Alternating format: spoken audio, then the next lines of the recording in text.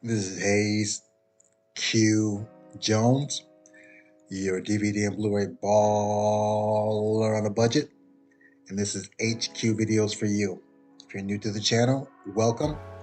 If you're a current subscriber, what's up? You greatly appreciate it. Come on in, make yourself at home. You know the routine. This week takes me out to a thrift store in Tampa. Ironically, very rarely do I go out looking for a specific movie and find it. Usually I find something else. But went out looking for a specific movie and found it at this thrift store. So very happy to pick that up. Along with that, I have my 3D pick for the week. This kind of rare out of print 3D movie, animated movie. Have my Kino Lorber pick for the week, my classic pick. Have some very nice pawn shop pickups, complete seasons of I believe it was an 80s comedy show. So have some bangers in here. But before I get into what I picked up, not only do I collect movies, yes, I'm one of these weird, wild individuals. I actually watch them. And on a weekly basis, I like to share some of the things I've watched, either streaming on the Fire Stick, live in the theater with my family, or actual physical media. And my first three picks are all physical media. The last one is something I watched streaming. I believe it was on Hulu. My first pick, the Hamilton book pickup, is the 2020 Russian film Fire, also goes by No Escapes.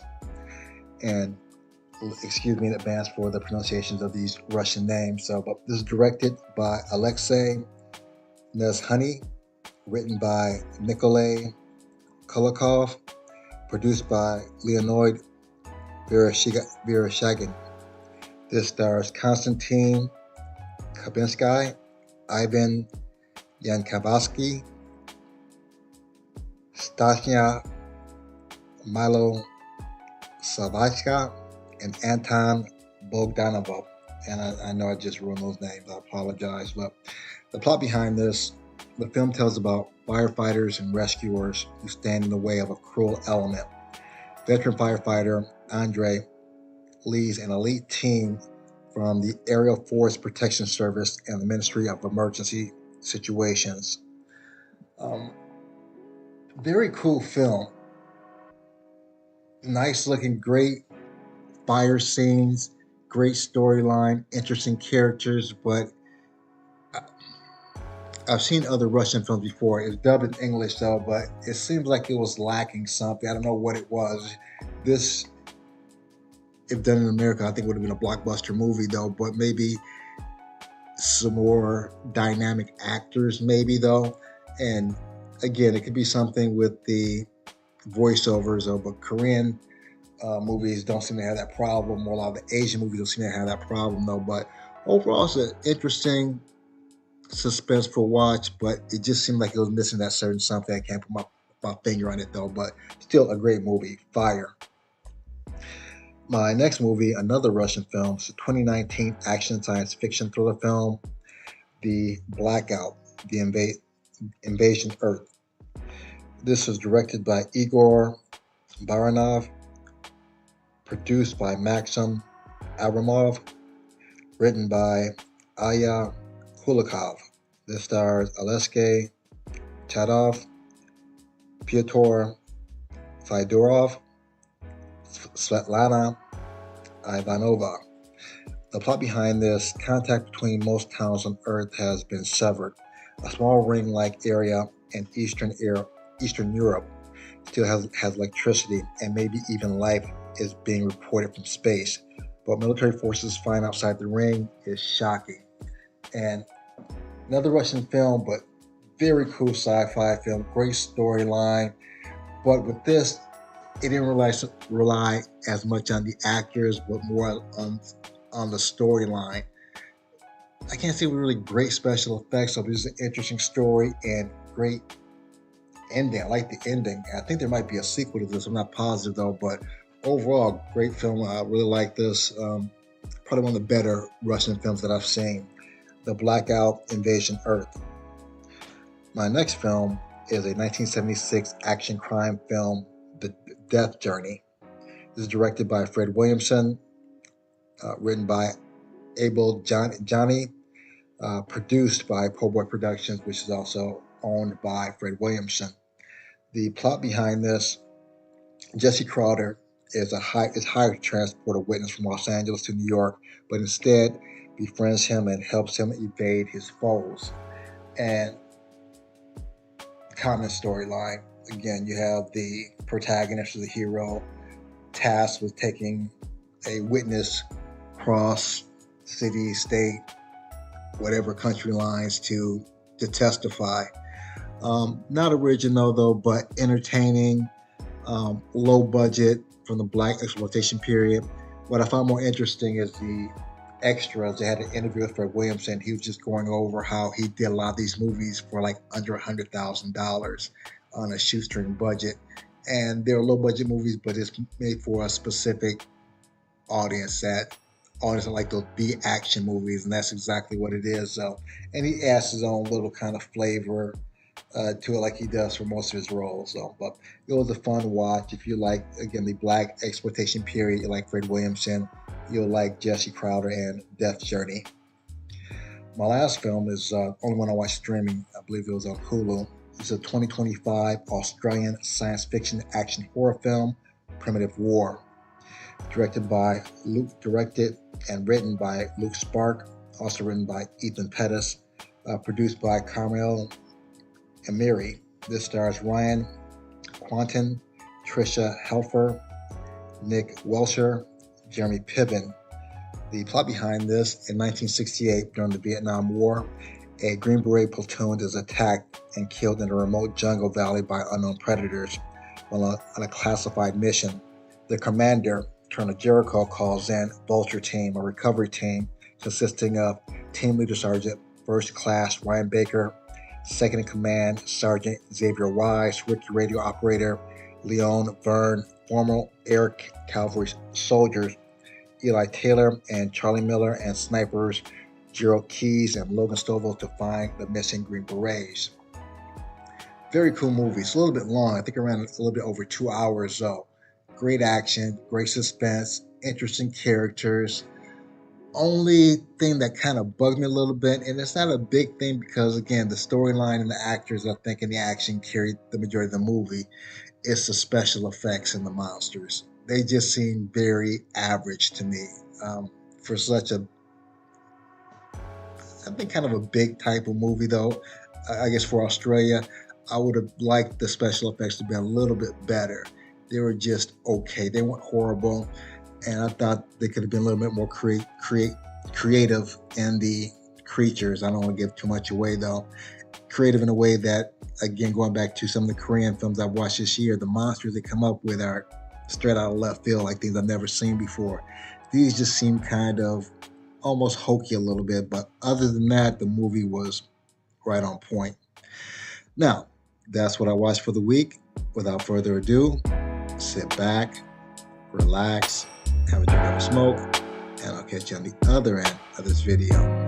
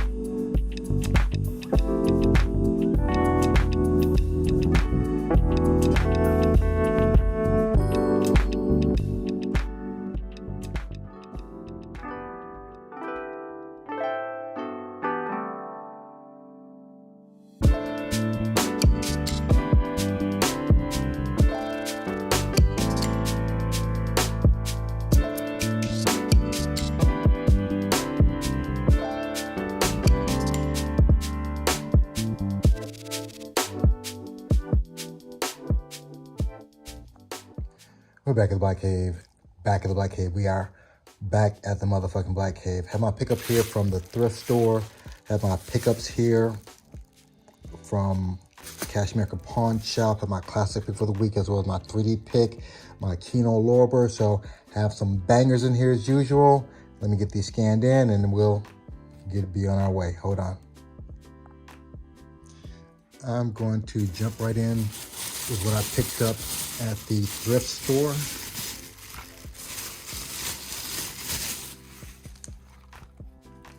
Wag the Dog with Dustin Hoffman and Robert De Niro. Political comedy. This is a New Line Cinema release. It says $1.95, but I think they gave me like an old person's discount. So I think I paid $1.04.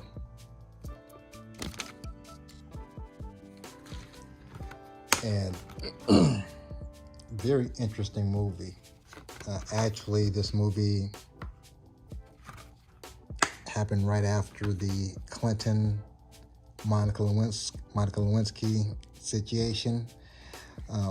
Right after that, which my wife had to remind me, right after that situation, we went to, I think we bombed Sudan. So very interesting. And Mark Twain has a saying, history doesn't always repeat, but it often rhymes. Very interesting with our current administration and the war in Iran. So very interesting movie, very relevant back then and possibly even more relevant now. Wag the Dog, that's what I picked up at the thrift store. Now, let's get into what I picked up at the pawn shop here.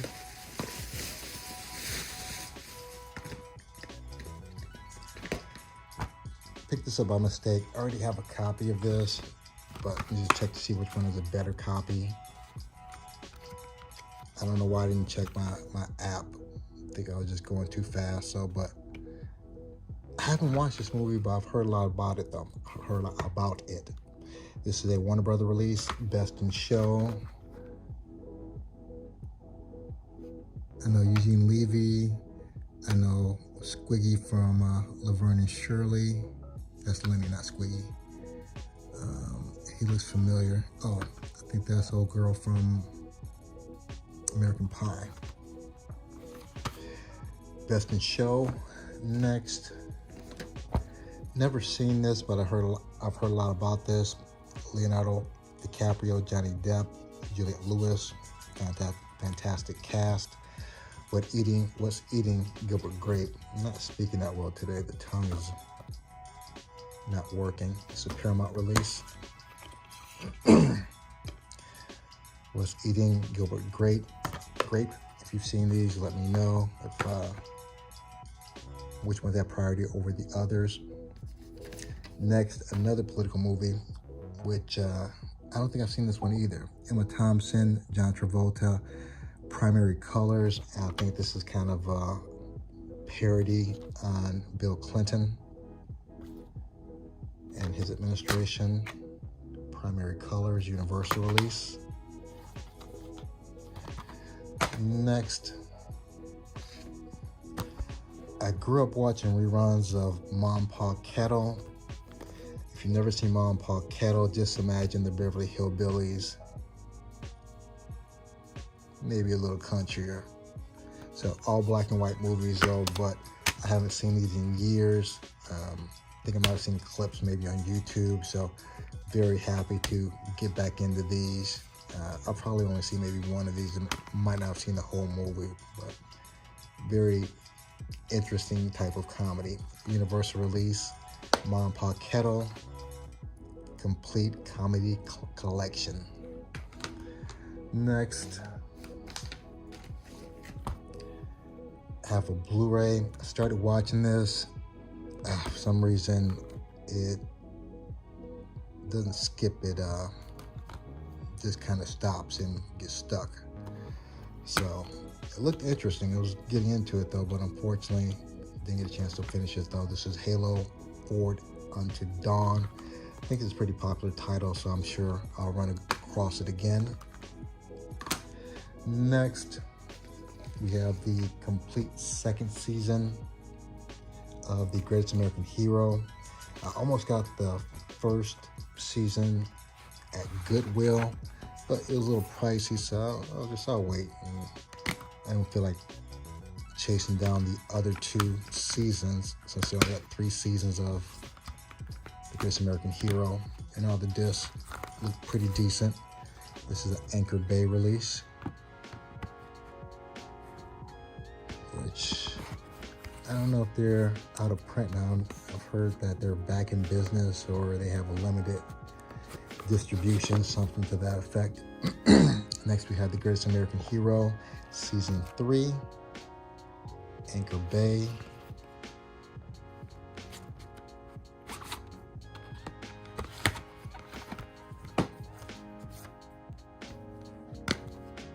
This is a really quirky show. It was kind of a parody on superhero shows. And lastly, couldn't pass the substances out of print. The first season not that expensive. Third season is a little pricey, around 30, 35 bucks. But for this price, I'll definitely pick up the other 2, even if I have to get them online. Defiance, the complete 2nd season. See if the code works here.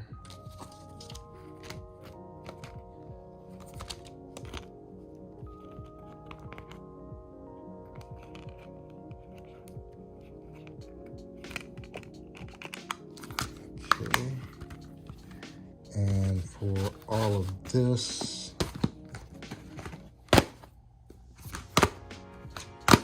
even though this didn't work, but still, I paid a whopping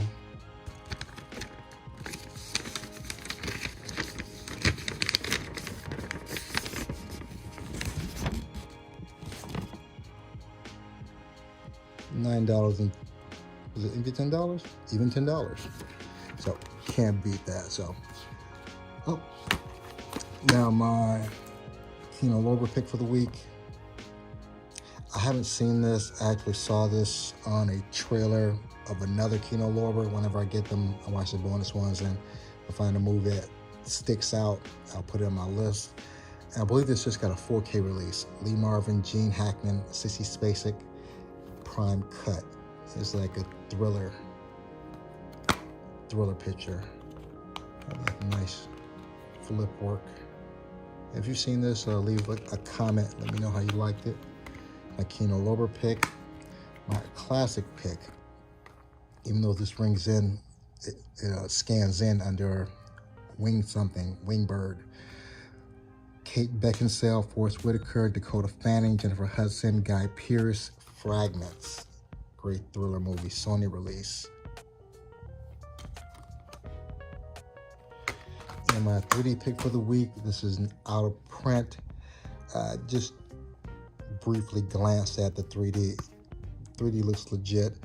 And for most animation, if you pay any attention, they can usually do a pretty decent job.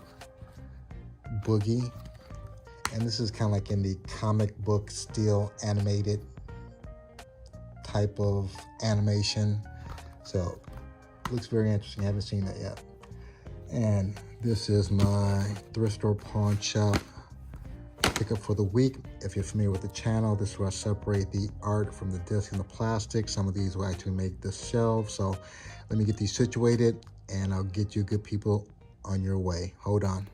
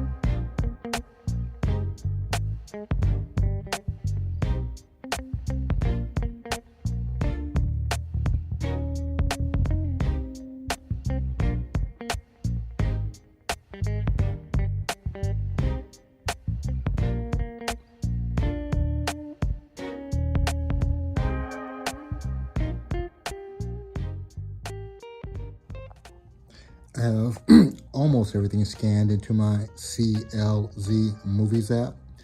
C is in colors, L is in the Limey, Z is in Zulu Dawn. I couldn't do Defiance because they cut the barcode, so I couldn't to put that in manually. Same with this, they covered it up, so I'll have to put that in manually. So let's knock this out.